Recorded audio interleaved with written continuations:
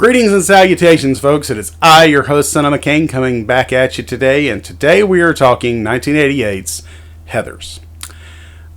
Heathers is a movie you could not get made today because, well, it involves high school students being murdered by other high school students. Its central focus is around four popular girls. You got Heather Chandler, Heather McNamara, and Heather Duke, and their friend Veronica.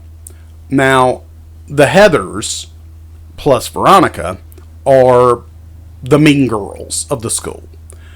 And Heather Chandler, who is the leader of the pack, if you will, uses her popularity in such a way to control Veronica, who used to be a brain up till she decided to start hanging with the Heathers. And she meets a guy named JD, or James Dean, played by Christian Slater, who does a very good Jack Nicholson impersonation. In fact, there is a line in this movie that I've been using for my intro since day one. The line being, every time, or a couple of times in the movie, when you see JD, he uses the phrase in a very great Jack Nicholson impersonation and goes, "Well, greetings and salutations."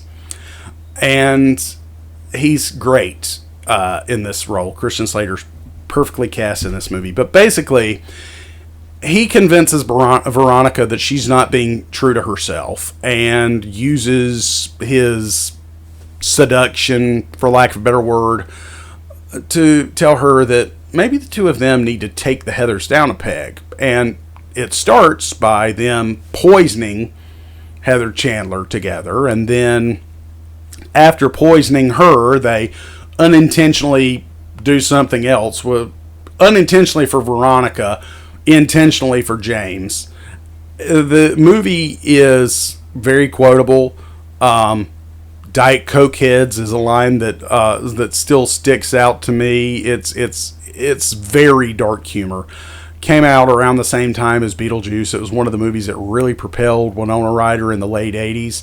And it still stands out as a black comedy that works on so many levels, but it's got this very dark undertone.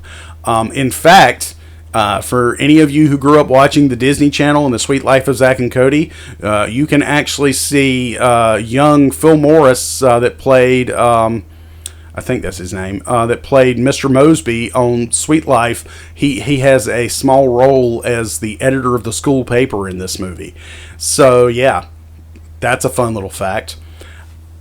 Overall, Heathers is one of those comedies that you watch and you really have to look for the satire and the message within it, and because there is a powerful message of being true to yourself within this subtext of this, within the subtext of this movie. You just have to actually look for it because it's covered under the other stuff.